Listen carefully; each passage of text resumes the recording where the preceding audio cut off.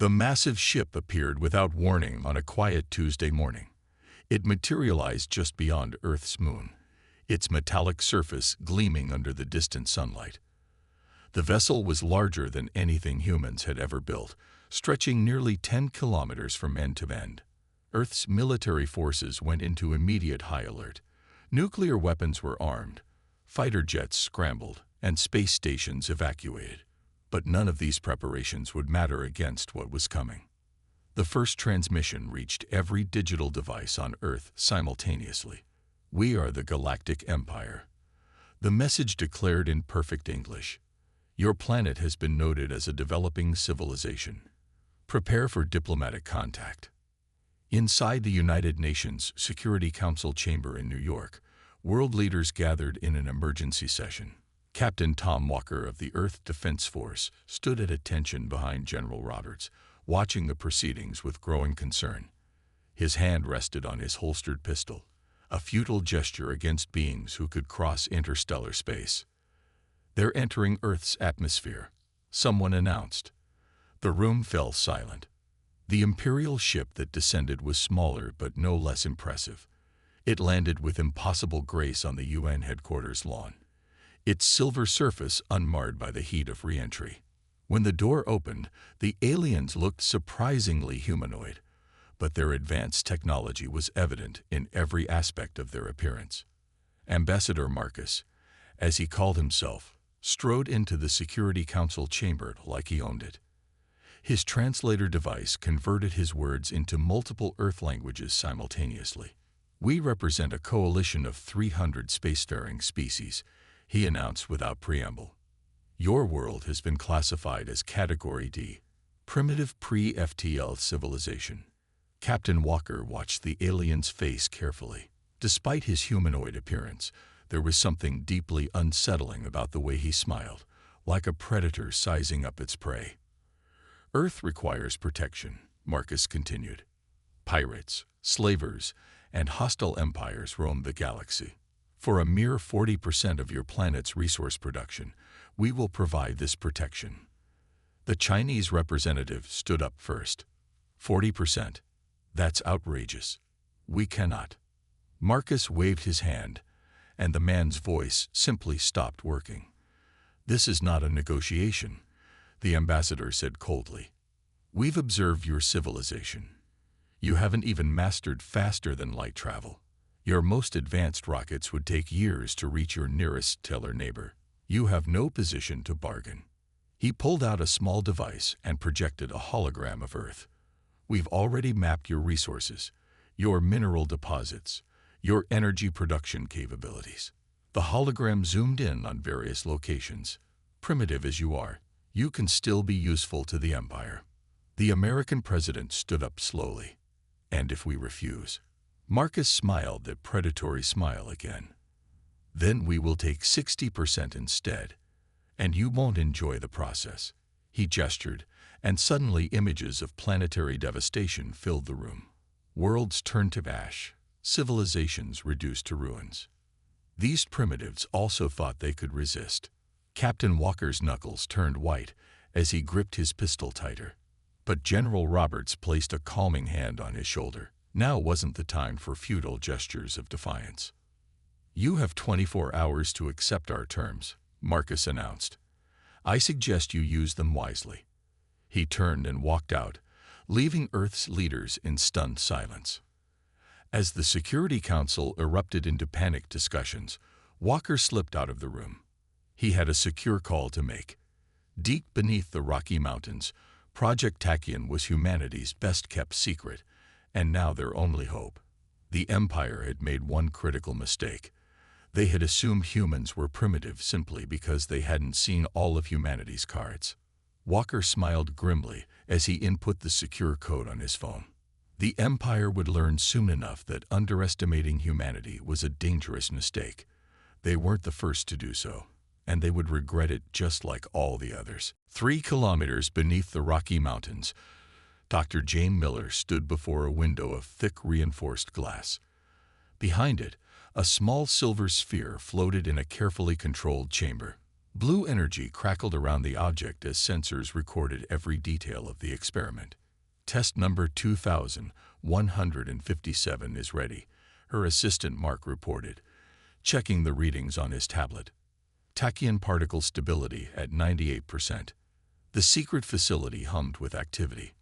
While the world above panicked about the Empire's ultimatum, Project Tachyon continued its work. They'd been preparing for this moment for 15 years, though they hadn't known it at the time. Begin the test, Dr. Miller ordered. The sphere in the chamber began to spin, faster and faster until it became a blur. Energy readings spiked on every monitor in the room. The heavy blast doors opened behind them. Captain Walker entered, still wearing his formal uniform from the UN meeting. "Please tell me you have good news," he said, his voice tight with tension. "The Empire's ships are positioning themselves around Earth. We have less than 20 hours left." Dr. Miller smiled.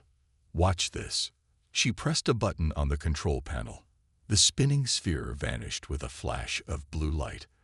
On a large screen above them, a satellite feed showed a matching flash near Alpha Centauri, 4 light-years away. "Time to target?" Walker asked, hardly daring to breathe. 3 minutes, 17 seconds, Mark answered, grinning. "That's about 50 times faster than the Empire's best ships, according to the data we gathered when they arrived." Walker stared at the screen in amazement. "You've cracked faster than light travel." "Better," Dr. Miller said.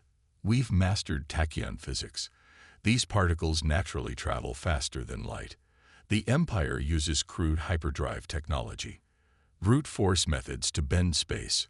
Our method is more elegant, more efficient, and much, much faster." She led Walker through the facility's main hangar.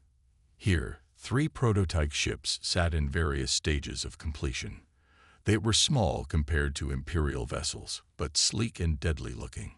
Each one carried a scaled-up version of the tachyon drive they'd just tested. "How soon can they be ready?"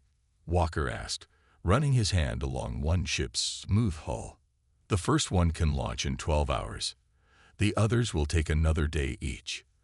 Dr. Miller checked her tablet. "We've been accelerating the program since we detected the Empire's approach 3 months ago. They think their stealth technology is perfect, but tachyon particles revealed their scout ships easily." Walker nodded slowly. "And weapons?" Mark stepped forward with another tablet. "We've reversed-engineered some Imperial tech from their public broadcasts. Their arrogance works in our favor. They love showing off their superior technology. We've already improved on their basic designs." Suddenly, alarms blared throughout the facility. Dr. Miller rushed to a nearby console. "Imperial scouts," she announced. "They're doing deep scans of the mountain range." "Can they detect us?" Walker asked. "No. We're too deep, and our shields absorb their scanning frequencies. But we need to be careful. One wrong move could reveal everything." Walker watched as technicians swarmed over the prototype ships, working with quiet efficiency. Humanity's future depended on their success. The Empire thought they were dealing with primitive savages who would bow down before superior technology. They had no idea that humans had been pushing the boundaries of physics for decades. "How many ships can we build, given time?" he asked. Dr. Miller's eyes gleamed with determination. "Once we perfect the process, hundreds, maybe thousands, and each one will be faster and more advanced than anything the Empire has." "Good," Walker said grimly, "because when we show our hand, we'll only get one chance. We need to make it count." Above them, the Empire's ships continued their arrogant display of power, completely unaware that deep beneath the mountains, humanity was preparing to teach them a lesson about underestimating Earth. The world watched in helpless rage as Imperial ships descended on major cities across Earth. Their massive collection vessels hovered over mining operations, oil fields, and power plants. The Empire had begun taking their tribute. In New York, people gathered behind police barriers, watching Imperial troops march through the streets. Their armor gleamed with an otherworldly sheen, weapons humming with barely contained energy. The small group of protesters rushed forward, only to be stopped by invisible force fields. "This is only a demonstration," the Imperial commander announced through floating speakers. "Resistance is pointless. Accept your place in the Empire, and you may yet prosper." In Washington, D.C., Captain Walker sat in an emergency meeting with what remained of Earth's military leadership. General Roberts pointed to a global map covered in red dots, Imperial collection points. "They're taking everything," the general said, his voice heavy. 40% of our oil, minerals, water, even our electrical output. Global markets are in free fall." "What about the resistance in South Africa?" someone asked. Walker pulled up a video on the main screen. It showed a group of tanks firing at an Imperial ship. The shells exploded harmlessly against energy shields. The ship's response was a single energy blast that melted the tanks into slag. 200 dead, Walker reported. The Empire didn't even bother sending troops. They just glassed the entire area from orbit. Deep beneath the Rocky Mountains, Dr. Miller's team worked with desperate intensity. The first prototype ship was nearly ready, but the Empire's resource collection was causing problems. "They're draining power from the entire grid," Mark reported, wiping sweat from his forehead. "Our backup generators are holding, but we're behind schedule." Dr. Miller hadn't slept in 36 hours. She stared at the Tachyon drive readings, looking for any way to speed up the calibration process. "We can't rush this," she said. "One mistake, and the drive could tear the ship apart." The facility shook as another Imperial mining operation blasted the surface somewhere above them. They were getting closer. In orbit, the Empire's main command ship received a transmission from Ambassador Marcus. His hologram appeared on the bridge, looking pleased. "Earth's resistance is breaking faster than expected," he reported. "These primitives talk boldly of freedom, but they crack easily when faced with real power. Increase collection to 45%. Let's see how they handle that." The effects were immediate. Power grids failed across continents. Hospitals switched to emergency generators. Factories shut down. Food rotted in warehouses without refrigeration.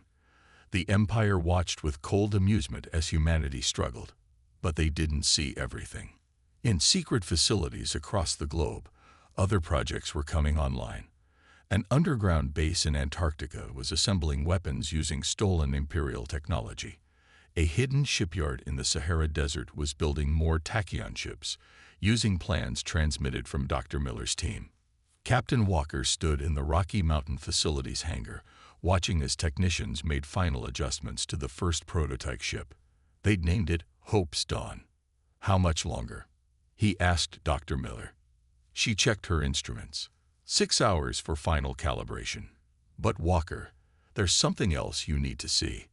She led him to a secure lab where Mark was examining data from their Tachyon sensors. "We've discovered something interesting about Tachyon particles," he explained. "They don't just allow faster-than-light travel. When properly focused, they can be weaponized." On a test screen, they watched as a concentrated Tachyon beam passed through an Imperial shield sample as if it wasn't there. The metal behind it disintegrated instantly. "Their shields are useless against Tachyon weapons," Dr. Miller said. "They've never encountered anything like this. They don't even know it's possible." Walker smiled for the first time in days. "Keep working," he ordered. "Earth just needs to hold out a little longer. Then we'll show the Empire what primitive humans can really do." Above them, Imperial ships continued their pillaging, unaware that their days of easy conquest were numbered. The Antarctic winds howled outside the hidden shipyard, but inside, the massive underground facility buzzed with activity. Robots and workers moved in perfect coordination, assembling sleek vessels that would soon challenge the Empire's supremacy. "Hull section complete on Ship 7, a technician reported. Above him, giant robotic arms lifted the gleaming metal panels into place. The ship's surface was covered in dark material that absorbed both light and Imperial scanning beams. Dr. Miller had traveled from the Rocky Mountain facility to oversee the installation of the Tachyon drives. She stood on an observation platform, watching as crews installed the revolutionary engines into waiting ships. Status report. She called out to her team. 15 ships ready for Tachyon drive installation, Mark responded, checking his tablet. Another 20 in final assembly. The Sahara facility reports similar numbers. The Empire's resource collection had actually helped speed up production. Their strip mining operations created perfect cover for removing large amounts of metal and materials. Every time they took their tribute, Earth's hidden facilities diverted some of it to shipbuilding.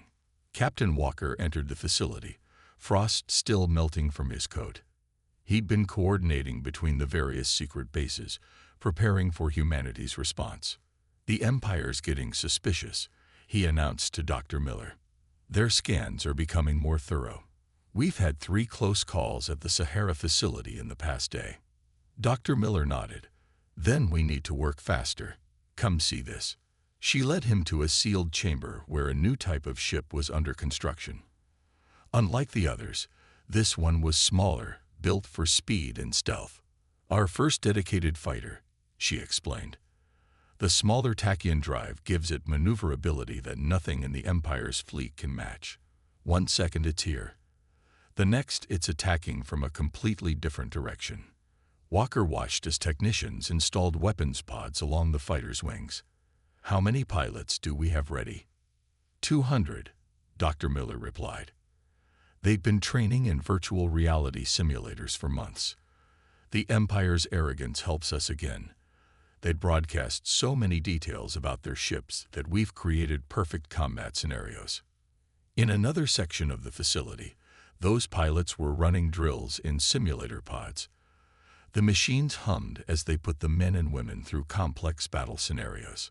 Lieutenant Emma Reed emerged from her pod, pulling off her neural interface helmet. Her scores were the highest in the program. Their ships are powerful but slow, she reported to Walker. The turning radius of an Imperial cruiser is nearly 30 seconds. Our fighters can complete the same maneuver in under 2. Good, Walker said, because we'll only get one chance at this. The moment we reveal ourselves, the Empire will call for reinforcements. Dr. Miller's tablet beeped with an urgent message. The first fleet is ready, she announced. 50 ships, fully armed and equipped with Tachyon drives. They walked to the main hangar bay where the fleet waited. The ships gleamed under the harsh lights, their dark hulls seeming to swallow the shadows. Each one represented humanity's best technology, enhanced by reverse-engineered Imperial systems and powered by engines that would revolutionize space travel. Time to launch, Walker asked. Dawn tomorrow, Dr. Miller replied. We'll need the cover of daylight when the Empire's sensors are slightly weakened by solar interference. Walker nodded and turned to address the assembled pilots and crew. The Empire thinks they've broken us, he said. They believe we're primitive savages who can barely reach our own moon. Tomorrow, we show them how wrong they are. The crews cheered, their voices echoing through the massive chamber.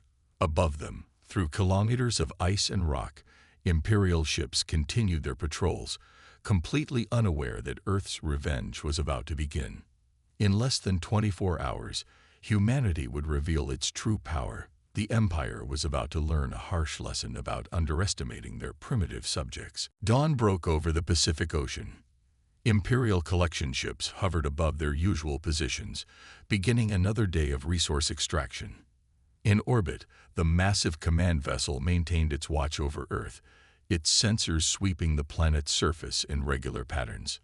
None of them detected the 50 ships rising silently from hidden bases around the world. Captain Walker sat in the command chair of Hope's Dawn, Earth's first Tachyon-powered warship. The bridge crew worked at their stations, every movement practiced to perfection. All ships report ready, Lieutenant Reed announced from the tactical station. Tachyon drives charged and weapons hot. Walker took a deep breath. Send the signal. Across Earth, Imperial collection ships suddenly lost power. The underground resistance had struck their vulnerable power distribution nodes simultaneously. As the massive ships struggled with their emergency systems, Walker gave the order. All ships, execute attack pattern Alpha. Earth's fleet appeared around the collection ships in flashes of blue light, Before the Imperial crews could react, concentrated Tachyon beams sliced through their shields like they weren't there.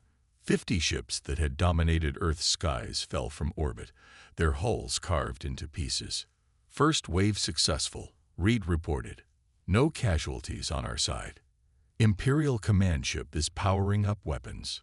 The Imperial vessel was enormous, nearly 20 times the size of Earth's largest ship. Its weapons could level cities. But size had a disadvantage. It couldn't track targets moving at Tachyon speeds. Launch fighters, Walker ordered. From the larger Earth ships, hundreds of small fighters emerged. They blinked in and out of normal space, appearing at different points around the Imperial vessel. Each pass left deep gashes in the massive ship's hull. On the Imperial bridge, alarms blared. Impossible, the commander shouted. These primitives can't have this technology. Where are they? How are they moving so fast? His sensors showed nothing but brief flashes of energy before each attack. The human ships seemed to appear from nowhere, strike, and vanish before his gunners could target them. "Sir," an officer called out, "our shields are useless against their weapons. They're using some kind of particle beam we've never seen before." In her lab beneath the Rocky Mountains, Dr. Miller watched the battle through data feeds. "Their confusion is beautiful," she said to Mark. "They never imagined we could master Tachyon physics. Their sensors can't even track our ships properly." The Imperial command ship tried to retreat, firing its weapons blindly into space. But Earth's fighters were too quick, too agile. They danced through the energy blasts, striking vital systems with surgical precision. "Their engine core is exposed," Reed reported. "One good hit will disable them." Walker stood from his chair. "This is Captain Walker to all ships. Concentrate fire on their main engine. Let's show them what happens when you underestimate Earth." 50 Tachyon beams converged on a single point. The Imperial ship's engine core erupted in a massive explosion, leaving the giant vessel drifting helplessly in space. "They're broadcasting a distress signal," Reed announced, "calling for reinforcements." Walker smiled grimly. "Good. Let them come. Patch me through to their command frequency." On screens across the system, Walker's face appeared before the Imperial commanders. "This is Earth's defense fleet. Your collection ships are destroyed. Your command vessel is crippled. Consider this a demonstration of our capabilities." He paused, letting his words sink in. "You call us primitive. You thought we were savages barely able to reach our own moon. That was your mistake. You never wondered why we didn't have faster-than-light travel. You never asked what else we might be developing instead." The Imperial commander's voice crackled over the channel. "This is impossible. You're breaking laws of physics we thought were absolute." "No," Walker replied. "We're just better at physics than you are. Remember that when your reinforcements arrive, Earth is no longer your tributary. We are your worst nightmare." The battle was over in less than an hour. Humanity's first strike had been perfect, but everyone knew this was just the beginning. The real war was about to start. 3 days after Earth's uprising, the Imperial reinforcements arrived. Over 200 massive warships tore through space, their weapons primed for revenge. Each one dwarfed Earth's largest vessels. "They're here," Lieutenant Reed announced on Hope's Dawn's bridge. The tactical display showed the Imperial armada spreading out to surround Earth. Captain Walker remained calm. "Just as we expected. All ships, initiate Ghost Protocol." Earth's fleet of 50 ships suddenly vanished from Imperial sensors. Dr. Miller's latest innovation allowed the Tachyon drives to bend light around the vessels, making them completely invisible. The Imperial fleet commander's voice boomed across all frequencies. "Primitive savages, you dare to challenge the Empire. Your planet will burn for this insult." The massive Imperial ships opened fire, their energy weapons carving lines of destruction across Earth's surface. But they hit nothing important. Earth's cities and facilities were protected by underground shelters and newly developed shields. "Target locked on their lid ship," Reed reported. "Tachyon cannons charge." Walker nodded. Begin attack run. Hope's dawn blinked into existence behind the Imperial flagship, its Tachyon weapons firing instantly. Blue beams cut through the massive ship's engines before it could react. As the vessel started to drift, Earth's ship vanished again. Hit and run, Walker commanded, just like we practiced. Earth's fleet struck from multiple directions, appearing and disappearing faster than Imperial gunners could track. Their smaller ships used superior speed and maneuverability to devastating effect. In the Rocky Mountain facility, Dr. Miller monitored the battle. The Empire's ships are too big, she observed. They're designed to intimidate through size, but that makes them slow and vulnerable. Mark checked the incoming data. Their weapons are powerful, but they can't hit what they can't see. And our Tachyon drives let us attack from any angle instantly. The battle raged across the solar system. Imperial ships fired blindly into space, hoping to hit the invisible Earth vessels. But humanity's ships were too quick, striking vital systems and vanishing before retaliation. Admiral, an Imperial officer reported, "We've lost 30 ships already. These humans, they're using technology we've never seen before." The Imperial Admiral smashed his fist on his command console. Impossible. They were primitives just days ago. How are they doing this? On Hope's Dawn's bridge, Walker received an urgent message from Dr. Miller. "Captain, we've detected a power surge in their flagship. They're preparing to use their planet killer weapon." Walker's expression hardened. "All ships, converge on these coordinates. Time to show them our new trick." 50 Earth ships appeared simultaneously around the Imperial flagship, but instead of firing weapons, they projected focused Tachyon fields. "What are they doing?" the Imperial Admiral demanded as his ship's systems began to fail. Dr. Miller's voice came over the command channel. "We've discovered that concentrated Tachyon fields can disrupt normal matter at the quantum level. Your ships are advanced, but they're not designed to handle temporal distortions." The Imperial flagship began to break apart, its hull twisted by forces it was never designed to resist. Around it, Earth's ships methodically disabled or destroyed the remaining Imperial vessels. "Send word to your Empire," Walker broadcast. "Earth is off limits. We're not the primitives you thought we were. We're something far more dangerous. We're humans who learned to master physics you thought impossible." Lieutenant Reed checked her displays. "Enemy fleet is in full retreat, sir. 70% of their ships destroyed or disabled. No casualties on our side." Walker watched as the surviving Imperial ships fled. "They'll be back with an even larger fleet." "Let them come," Reed replied with a grim smile. "Thanks to Dr. Miller's discoveries, we're building ships faster than they can destroy them, and each one is more advanced than the last." The Empire had made a fatal mistake. They had pushed humanity into a corner, forcing them to reveal technology they had kept hidden. Now they would face the consequences of underestimating Earth's determination and ingenuity. The real war was just beginning, but Earth was no longer fighting for survival. They were fighting to reshape the galaxy. The Imperial capital glittered like a jewel against the backdrop of space. Thousands of ships moved between its golden spires and orbital platforms. But today, something different approached. A small fleet of Earth vessels, led by the now famous Hope's Dawn. Captain Walker stood on his bridge, watching the capital grow larger. After 6 months of war, the Empire had finally requested peace talks.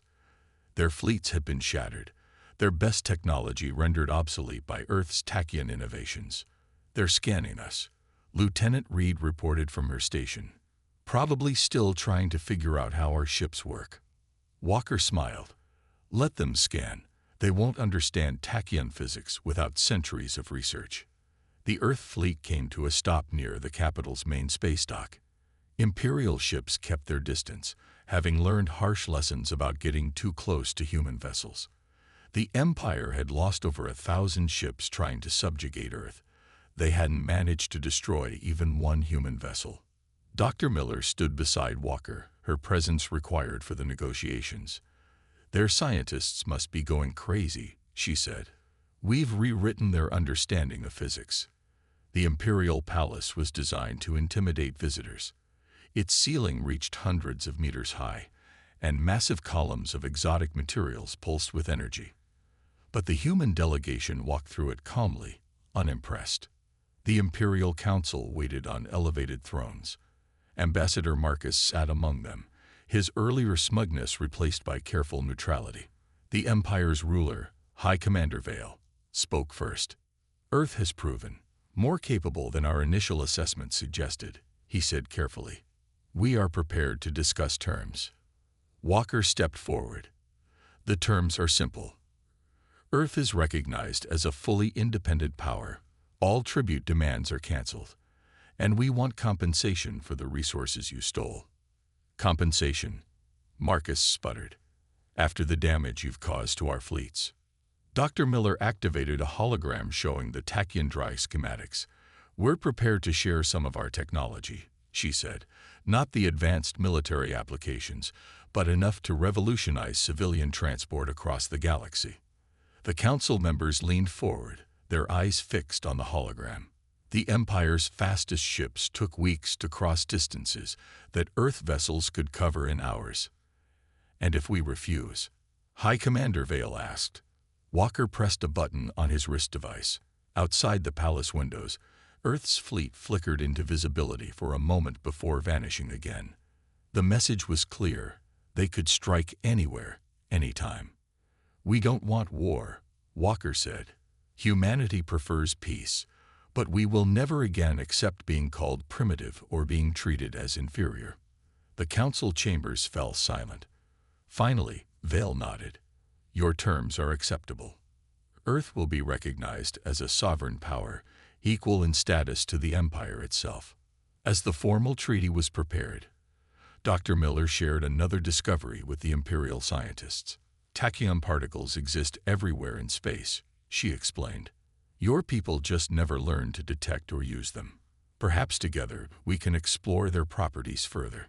The Imperial scientists looked like children being shown a new toy. Centuries of certainty about physics had been overturned by humans they'd dismissed as primitives. Back on Hope's Dawn, Walker received the final treaty text.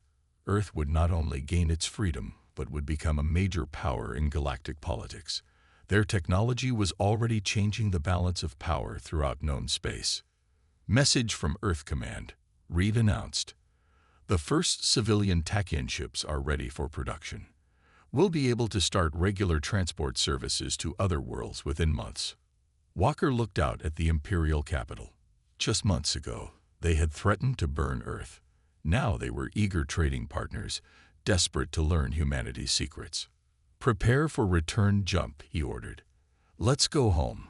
The Earth fleet vanished in flashes of blue light, covering in minutes a distance that once took Imperial ships months to travel. They left behind a changed galaxy, one where humanity was no longer seen as primitive, but as pioneers of technologies that would reshape civilization itself.